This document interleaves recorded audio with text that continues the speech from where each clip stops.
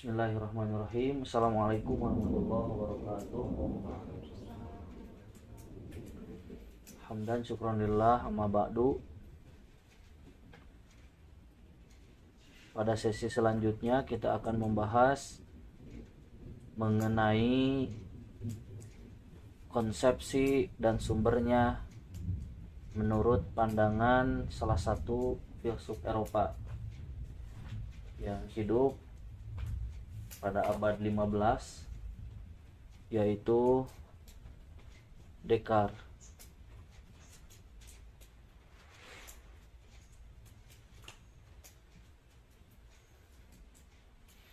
Kita sebut pemikiran Descartes ini dengan teori rasional. Setelah sebelumnya kita mencoba untuk memahami konsepsi dan sumbernya menurut pandangan dari seorang pemikir idealis, yaitu Plato. Ada rentangan waktu yang sangat panjang, sekitar 2000 tahun lamanya, dari pemikiran Plato ke pemikiran Descartes.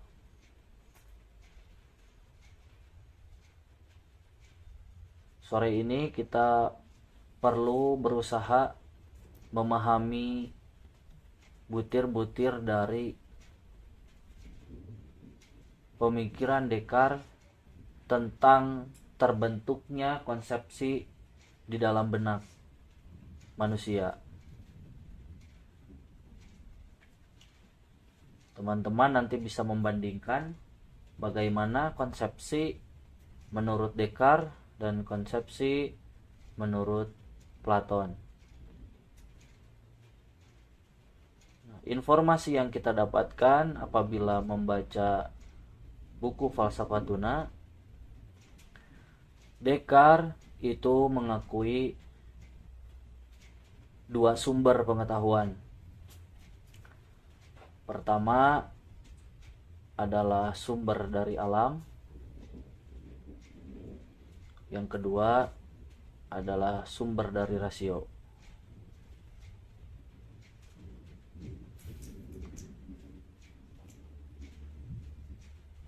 Selanjutnya Descartes menjelaskan lebih lanjut bahwa pengetahuan yang bersumber dari alam adalah pengetahuan-pengetahuan yang bersifat indrawi, seperti kita mengetahui panas, kita mengetahui warna, kita mengetahui berbagai bentuk dari setiap maujud yang ada di alam.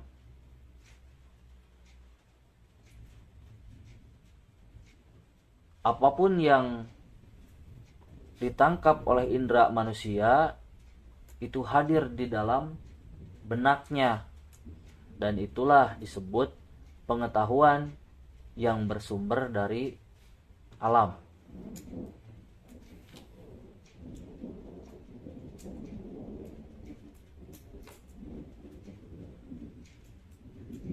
Kemudian Descartes mengatakan bahwa manusia itu memiliki yang namanya innate idea.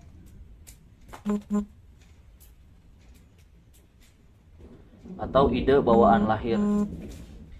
Ide bawaan lahir ini meliputi pengetahuan manusia tentang Tuhan, pengetahuan manusia tentang jiwa,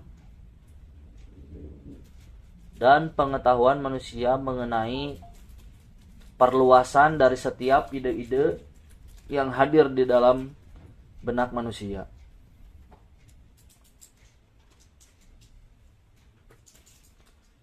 Nah, kekhasan dari pemikiran Descartes adalah dia memulai sesuatu dari keraguan. Kita ingat di pengantar epistemologi, pemikiran dari Al-Ghazali. Al-Ghazali tidak beda dengan Descartes. Dia adalah seorang peragu. Bagaimana dia meragukan sesuatu. Dia meragukan apa yang dia lihat. Dia meragukan apa yang dia pikirkan. Alasan dia meragukan segala sesuatu yang dia lihat adalah karena kerapuhan indera dalam mempersepsi objek yang dia tangkap dari alam.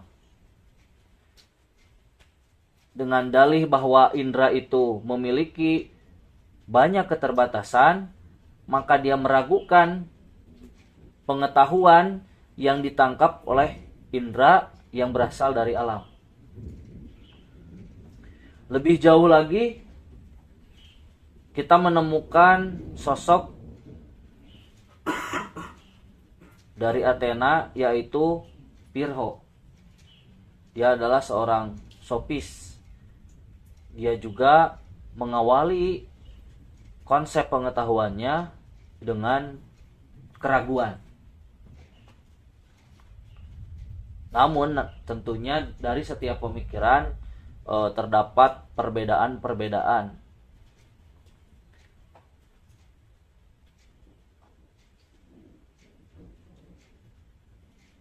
Dia mengungkapkan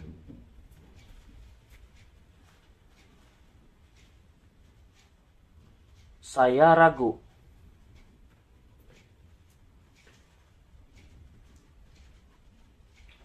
Maka saya berpikir.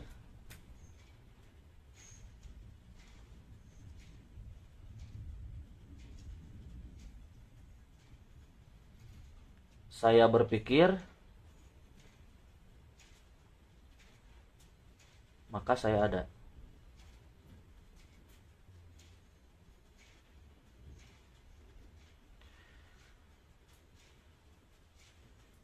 Pertanyaan yang kita ajukan terhadap Descartes, sebenarnya apa yang dia ragukan? Apakah benar dia meragukan berbagai hal?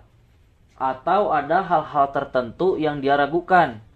Dan ada hal-hal yang lain yang dia percayai? Apakah keraguan dia itu tanpa pengecualian? Ataupun dia hanya meragukan sebahagian hal dan dia meyakini sebahagian yang lain? Nah, melihat dari ungkapan Descartes, dia meragukan apa yang ditangkap oleh indera di alam. Maka dia sangat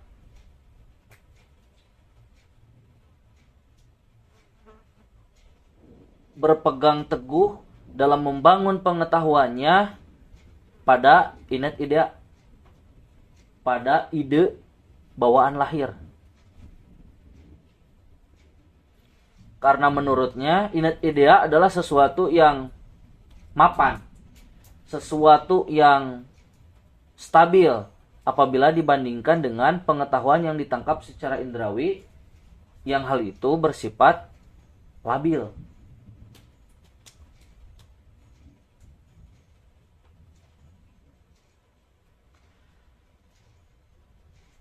Walaupun demikian, Descartes tetap mengakui bahwa alam itu sebagai sumber pengetahuan. Namun sumber pengetahuan yang meragukan.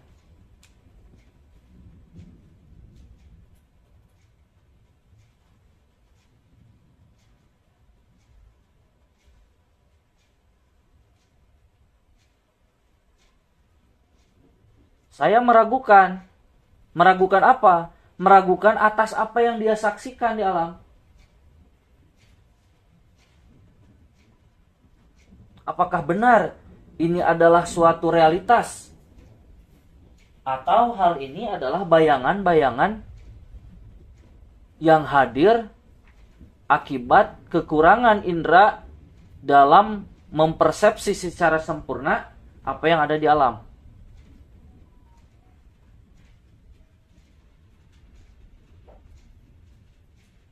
Oleh karenanya, dia memegang teguh apa yang bersumber dari dirinya. Dalam hal ini yaitu rasio sebagai sumber.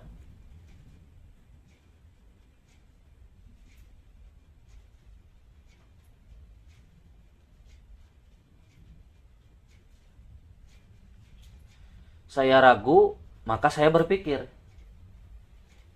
Apa yang dia ragukan? Yaitu hal yang dia saksikan. Karena dia berpikir, tidak mungkin dia meragukan berbagai hal. Saya meragukan keberadaan batu.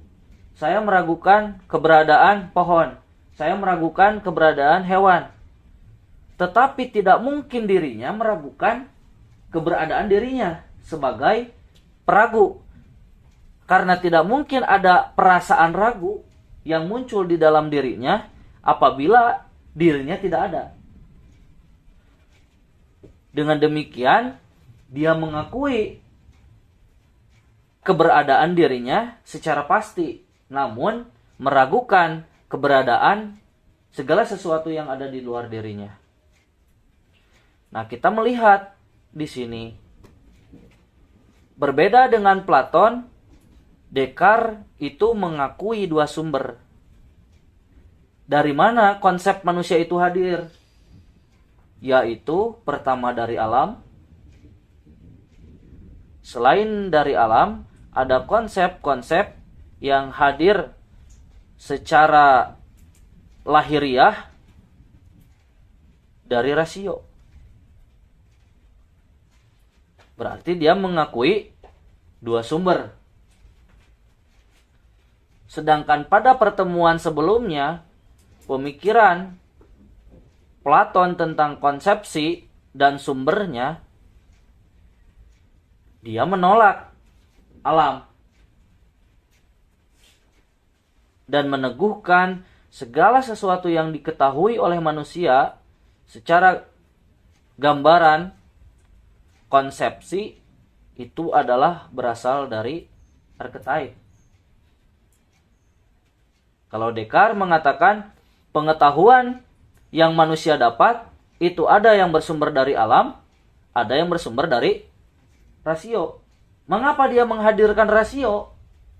Hal ini menjadi persoalan.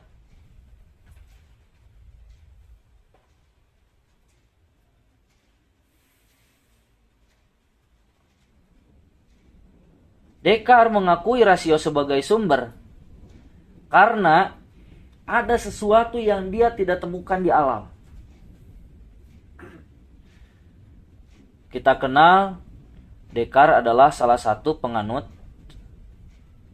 agama. Dia meyakini keberadaan Tuhan. Dia pun mendapat informasi dari ajaran agama mengenai keberadaan jiwa.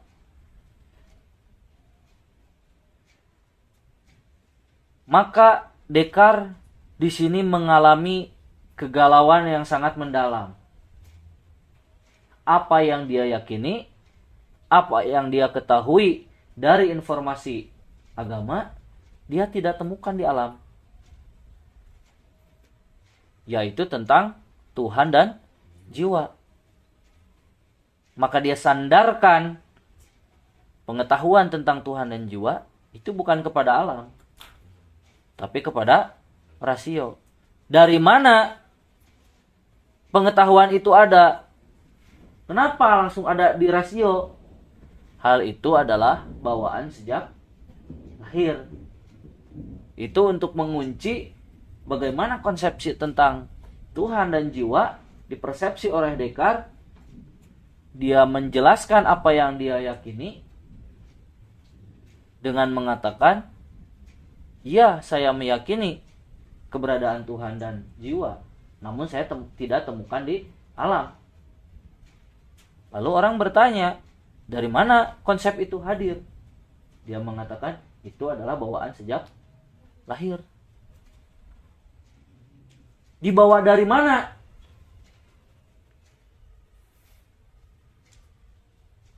Selanjutnya dia mengatakan bahwa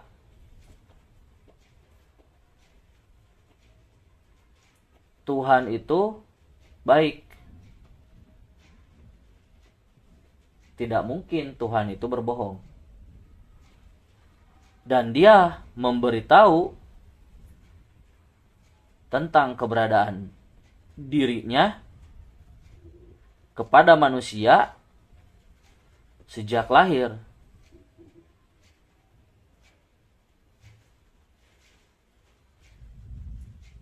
Kok tahu tentang Tuhan?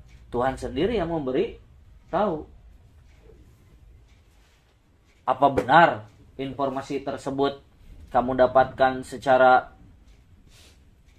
fakta, bukan fiktif? Benar, karena Tuhan maha baik. Tidak mungkin sesuatu yang baik itu berbohong. Itu kan bangunan-bangunan dari rasionalitas, argumentasi-argumentasi yang dibangun oleh rasio.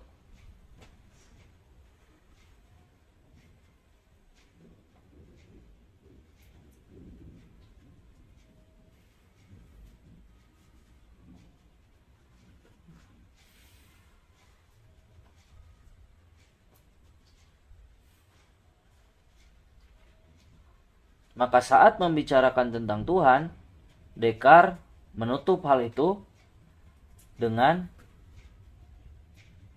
teori innate idea, bahwa itu adalah bawaan lahir.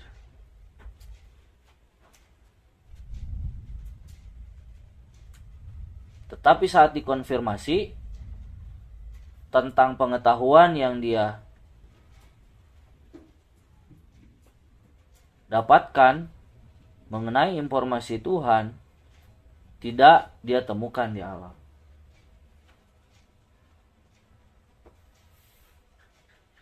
Nah, dari sini kita melihat corak berpikir dari Descartes mengenai konsep dan sumber utamanya. Dia mengakui dua sumber, tapi kedua sumber ini terpisah dengan jarak yang sangat jauh. Tidak ada keterkaitan antara sumber rasio dan sumber alam. Dia memisahkan sejak awal bahwa pengetahuan tentang benda, tentang materi, tentang berbagai hal yang disaksikan oleh indera itu diletakkan di alam.